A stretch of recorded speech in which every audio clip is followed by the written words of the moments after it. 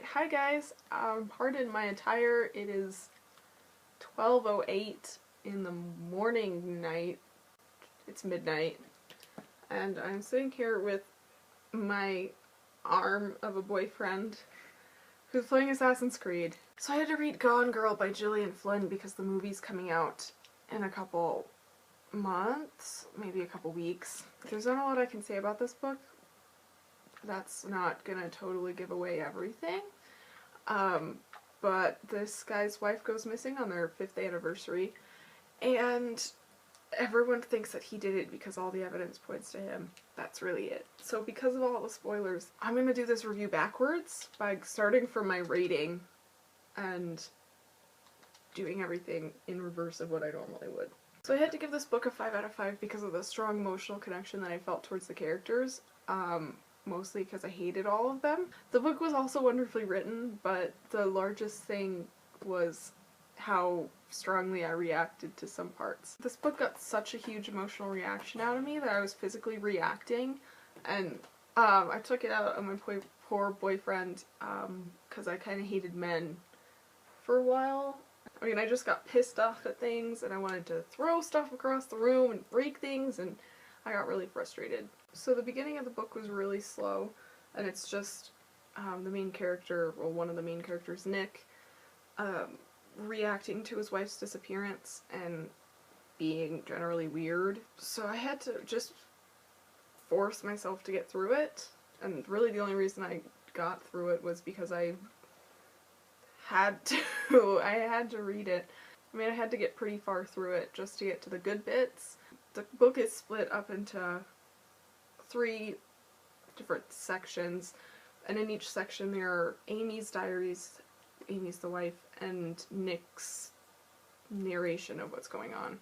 Nick is the main character. He's the husband. He's the one that gets framed for the kidnapping and all the subsequent things that happen because of it. And I almost hated him from the get-go. Like, it was like 4 pages in and I wanted to strangle him. I don't know if it was his personality, and I didn't like his personality, but he just irritated my soul, and I wanted to hurt him. Amy is the main female character, and she's the wife that goes missing, and I hated her too. There's the beginning parts where she's, like, it's her diary. She's supposed to be nice, and she's supposed to be socially perfect, and I hated her too. So Go, I think her real name is Margot. She's Nick's sister.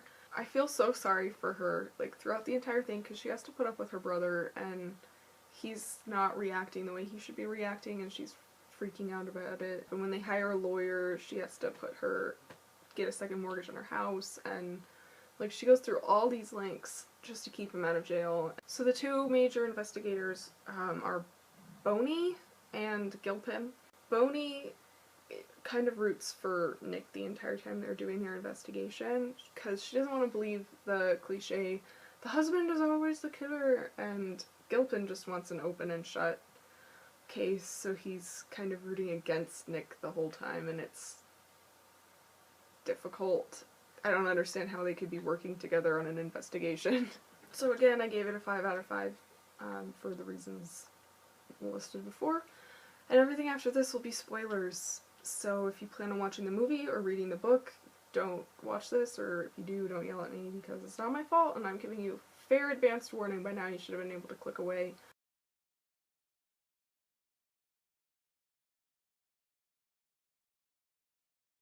So after Nick's cheating is outed, you have to make him a cheater on top of everything else that he's done. Seriously. I hated him even more than I originally did, and it made me want to hate all men.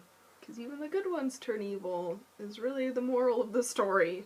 And even when we found out that Amy was framing him, I didn't feel sorry for him because I kind of felt like he totally deserved it, and that she was completely justified in her actions, well, partially justified in her actions, and it was a really good idea to frame him for her disappearance, kidnapping / murder, whatever. I mean, even though I understood all of his actions, and they all had logical things, like logical processes, it's still, like, he just overreacted to everything, or he underreacted. Amy reminds me of one or two people in my life that will do literally anything to prove that they're likable or that they're right. It brought up so much hatred. I would have loved if she had been killed by the state, like if they had found out what she'd done, or if one of the other characters had killed her just out of spite for all the stuff that she'd done to them. That would have been great. I feel like that would have been totally justifiable, and she totally deserved it. I just think she totally crossed the line when she deliberately got herself pregnant just for leverage against Nick. To bring a life into this world just for the sole purpose of screwing over your husband, not okay. Like, that poor kid is gonna be all screwed up for life now. She kills a mostly innocent man just to make herself look good and come back as the hero. So awful and selfish, and I hate them all so much. It really bothered me that the case was never fully solved and no one really knows what happened except for Nick and Amy, and it's just really frustrating that no one found out why she was doing what she was doing and she wasn't blamed for anything. I kind of feel like the ending should have been the two of them killing each other and no baby. Something where they just are no longer in the world to terrorize other people. Okay, so who gets themselves pregnant with in vitro fertilization with her husband's frozen semen from like 2 years before? Just to prove, just to cover up something that they maybe, possibly, probably not slipped up on? Like, she doesn't even know if she's slipped up on anything, she just wants an extra bonus. Just crossed a line. You would just think that he would notice $10,000 missing. Like, when your bank statement doesn't add up at the end of the month. I mean, I freak out about it if I'm just like $2 off, let alone hundreds. While I admit that it sounds like a really great idea to frame your husband for your disappearance for cheating on you, it totally got out of hand. I'm also slightly afraid that someone will take this and use it in real life against their husband. So I don't condone this at all. I think it's a clever idea. I almost feel like it would have just been easier for her to get a divorce and she could be the big woman and take the high road. I think she would have gotten more out of it than this weird game she now has to play with him for the rest of their lives. So that's it for this week. I don't know what I'm reading next, but next month is sci-fi. So thank you for watching. Please subscribe for more videos. Down below I have links to other things that I can't remember anymore. If you have any suggestions for sci-fi books, please leave a comment in the comment section. And I'm gonna have a cute cat to show you this week. Otherwise I'd hold her up and show her beautiful face. So I have a sleeve. There we go. Beautiful arm. Beautiful tan arm. Elbow. Okay.